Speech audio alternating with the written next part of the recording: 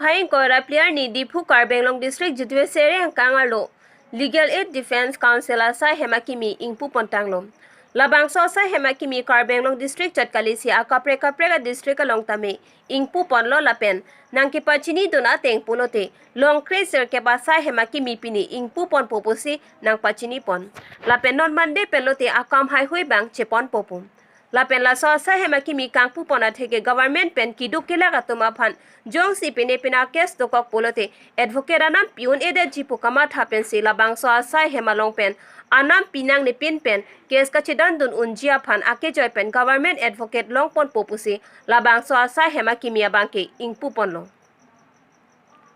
labang so asaihem kangpu pon labang ke aluhi sarpo aman pen kacho phapon Guwahati High Court pen judges banghini Malasri Nandi lapen Manas Ranjan Pathak lapen Karbi di CS Madhumita Bhagwati lapen akapre kapre arpu ke doatum chitong dosi kangpu pona jaimek deng ponlo.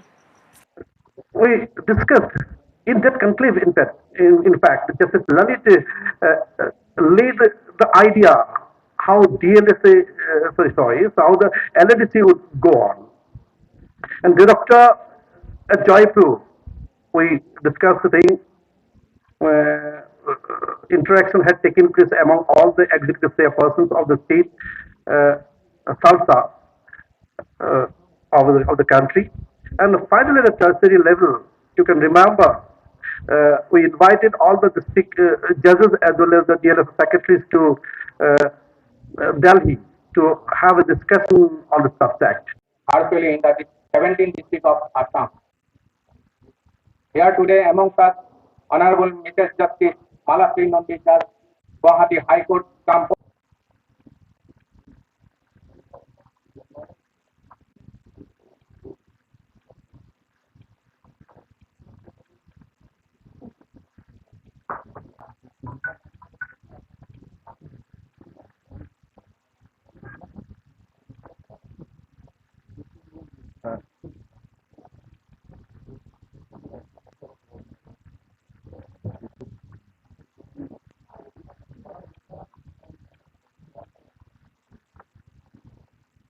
ডিফুৰ লগতে অসমৰ 17খন জিলাত একেলগেই legal aid defence council office উদ্বোধন কৰা হৈছে আৰু আজিৰ এই উদ্বোধনী অনুষ্ঠানত আমাৰ সন্মানীয় গুৱাহাটী উচ্চ ন্যায়ালয়ৰ জাজ জাষ্টিছ মানস ৰঞ্জন পাঠক তেখেতে উদ্বোধন কৰিছে আৰু তেখেত হ'ল executive chairman Assam state legal service authority তেখেতৰ লগতে আমাৰ পোৰ্টফলিঅ' জাজ গুৱাহাটী হাইকোৰ্টৰ আমাৰ কাৰ্বি আংলং ডিষ্ট্ৰিক্টৰ কাৰণে জাষ্টিছ মালাশ্ৰী নন্দী তেখেতৰ এই অনুষ্ঠানতে উপস্থিত আছে লগতে আসাম ষ্টেট লিগেল ছাৰ্ভিচ অথৰিটিৰ নয়ন শংকৰ বৰুৱা তেখেতো আজি এই অনুষ্ঠানত উপস্থিত থাকি এই অনুষ্ঠানটো সাফল্যমণ্ডিত কৰিছে লগতে আমাৰ ডিষ্ট্ৰিক্ট এণ্ড ছেছন জাজ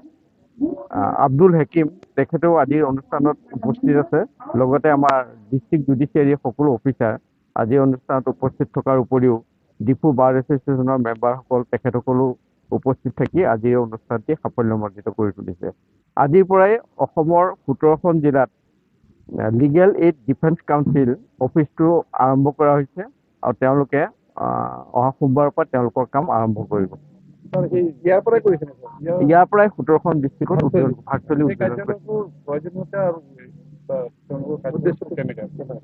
প্ৰয়োজনীয়তা এনেকুৱা হয় যে লিগেল এইড ছাৰ্ভিচে দিয়ে যিসকল দুখীয়া মানুহ তেওঁলোকৰ যাৰ উকিল ধৰিবলৈ কিবা এটা কেছ লাগে তেওঁলোকৰ সামৰ্থ্য নাই তেখেতসকলে আমাৰ লিগেল এইড ছাৰ্ভিচৰ পৰা তেখেতসকলক উকিল দিয়ে তাৰমানে অধিবক্তা নিয়োগ কৰি দিয়ে আৰু সেই ক্লায়েণ্টে অধিবক্তাক কোনো ধৰণৰ ফিজ দিব নালাগে যিটো অধিবক্তাৰ ফিজ সেইটো চৰকাৰৰ ফালৰ পৰাই লিগেল এইড কাউন্সিলে দিয়ে তেওঁলোকক বিনামূলীয়া সেৱা এইটো মানে লিগেল বিনামূলীয়া সেৱা লগতে যিবোৰ কম্পেনচেশ্যন দিয়ে ধৰক কোনোবা এগৰাকী অকলশৰীয়া মানুহক কোনোবাই ৰেপ কৰিলে বা তেখেতসকলকো অৰ্থ সাহায্য আমাৰ এই লিগেল এইডৰ পৰা দিয়া হয় ধৰক যেনেকৈ যদি কোনোবা এজন মানুহক কোনোবাই মাৰ্ডাৰ কৰিলে তেখেতৰ বাচ্ছা আছে গতিকে সেই বাচ্ছা পোহপাল দিবলৈ লিগেল এইডৰ তৰফৰ পৰাই তেওঁলোকক সাহায্য প্ৰদান কৰা হয়